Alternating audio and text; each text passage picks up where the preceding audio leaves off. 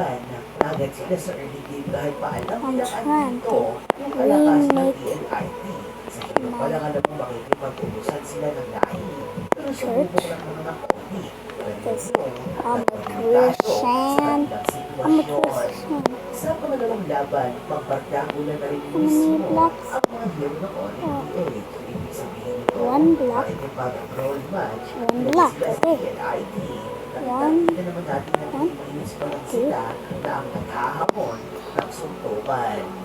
Ito pa rin talaga ang kahinaan ng I know this doesn't look like a church, lang sila ng mas malalakas na hero o position na nakabase sa early game. Yung tipong kahit level 4, sobrang sasakit na, yun, yung nagpapakulaps parati sa PNID na kapag napitasan mo sila sa early game at nagtuloy-tuloy ito hanggang mid game, abay ayun, talo nga abot agad-agad nitong PLID. Hindi pa rin nawawala yung pagkalutang ni Fabian hanggang ngayon. Ganun pa rin talaga yung mga pagpasok niya sa bush na nagpapahamak sa kanya. Ibig sabihin kasi nito talagang hindi pa rin nababasa ang audit PA. Pero, alam niyo ba kabatang na ayon pala kay Vera, kung makakapasok ay umuwi sila sa finals, at sa tingin ng posible nilang makalaban ay ang 5 points, PH, o hindi naman kaya ang audit Igro. Ito ay dahil sa tuwing nagkakaroon sila ng isa. yes, do I. Itong audit Igro ay parati ano silang tinuturo ng mga ito na ibig sabihin, sadyang malakas at sadyang threat na matatawag itong audit Igro para sa atin. Total, nasa usapang audit Igro na naman tayo, abay sadyang malakas naman talaga. Dahil sa nagkaharap naman muli itong Jesus. stage at audit ID sa group stage pa lang, na kung saan sa game 1, ay napansin-pansin I think I just saw something scary. ay pinapakita ni Dota na sobrang I know I'm dead now, I'm dead, na I'm sinasamahan niya pa ng tapang dead. sa paglalaro. Sobrang minamaliit nila itong seryota si Igo nung nag-aakala kasi sila na si Edward o Santo na pupuli pero biglang seryota lang na ginagawa pa niya ng This is the church. kababayan. Pero dito mo makikita na kayang kaya sumabay ni Modern, Dota sa please. isang flop PC. Ng advantage kasi ni Dota Modern. sa kanya ay sobrang sipag itong mag-iikot sa mapa. At yung game 3 nitong Falcons versus Olik idea by Tiyan ng Kristulang, yung bata isa natin itong bato. Matapos na magwala ko dito, na isa lang ang napapansin ko, kabatak na, yung hero choice, itong Olik Hero ay hindi na iiba sa mga hero na ginagamit parati ng Olik PA. Kung nakikang kita sa tawas, silang gumawa parati yung mag-screen at hindi ko na rin makikita dahil sabi nga diba ni Kenra, manilit silang gumamit ng Olik ID sa mga screens. Pero dito na rin papasok kabatang na ito yung delikado ang talaga sa pagkakaroon ng sister team. Stop lagging. Focus kung hindi ang makipaglaro sa kanila at makipagbahagi ng inyong mga nalalaban. Kung baga parte kasi talaga ito ng inyong koponan, dapat lang dalawa ang nakakaalam ng mga itinatago ng strat at rotation. Pero hindi ito maganda dahil ngayon malabot itong audit o yung audit rin ang pumalo mismo sa atin sa international tournament. Kaya ganoon pa man, panglakasan nilang talaga pagdating sa actual na laro. Pero hindi mo may iwasang isipin na yung laruan talaga ng audit dito at mga ito na Dad, look. ay mga nakikita nila That's the church. sa ating mga pambato.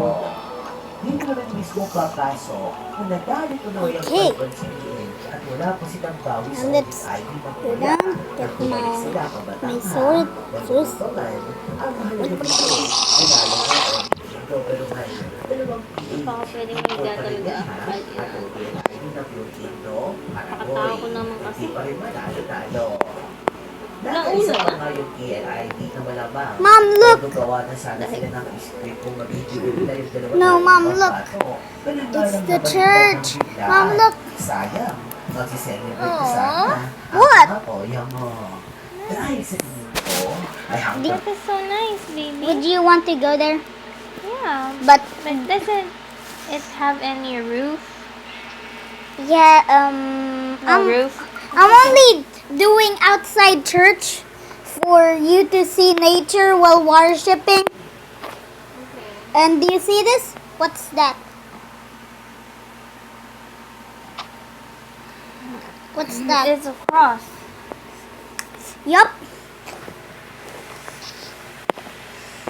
Look, Mom. Look, Mom. Look, I'm sitting. Hello. We worship you. Hallelujah. Hallelujah. We worship you for who you are. For who you are. Thy sheep.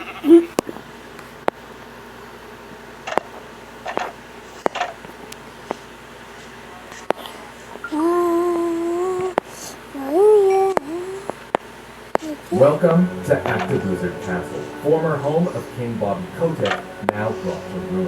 When insatiable greed caused Active Blizzard Castle to Can fall, you the pieces that once made it great had Can to you go just? seeking. Many who were lost There's like a found new sunrise home one. for taking the pieces Yes, of you a can once great parkour kingdom out, and turning it but you into an have to empire, the likes of which open, we've never seen. This is the then untold close. story of Activision Blizzard and how they accidentally created one of their greatest enemies. The year is 2008, when Blizzard Entertainment was the golden boy of gaming. Mom, They were known for where's playing the door? first and taking a really long time to ensure their games were good. You know where's Really it? good. This. Unsurprisingly, Interact this rockstar with it. reputation Okay. earned them a cult following. It opens, Everybody so knew developer Jordan you are wanted to protect, Blizzard. or But I on the guess I horizon, don't know, stormy weather was but rolling in, you and are with the arrival of worshipping God House here, okay? led Hey, by Xavier, one stop man, that. Bobby Kotick. On a rampage, Activision's business model was based on consuming the sales of their indies. And by this, I mean they would buy out small, struggling game studios and absorb them into the Activision brand. They were budding development teams with big ideas, and Activision would promise them funding to realize their dreams. What else? Guitar Hero, Tony Hawk's Pro Skater, Call of Duty. Activision was even making games for a little comic book company called Marvel, but we'll talk about that in a little bit. For now, Activision was a powerhouse in the gaming industry with an insatiable appetite, and Bobby Kotick was on the hunt for Blizzard 5th, which brings us to July 8, 2008, a day that will live in Okay. infamy. Bobby wanted to buy Blizzard Let me Games. look He up. saw their perfect track record, their adoring fans, and course, their World of Warcraft subscription service, which was earning tens of millions of dollars a month. Bobby wanted a piece. So he approached Blizzard's owner, Vivendi Games, asking for a price tag. Unwilling to simply sell one of their biggest cash cows, Vivendi instead negotiated a merger between the two companies. Vivendi would keep a majority stake in Blizzard, and Bobby would Bye add a guys, powerful and piece to his hope arsenal. you like this video. Yes, it Okay. was. And one that sent shockwaves See throughout the ya. gaming industry.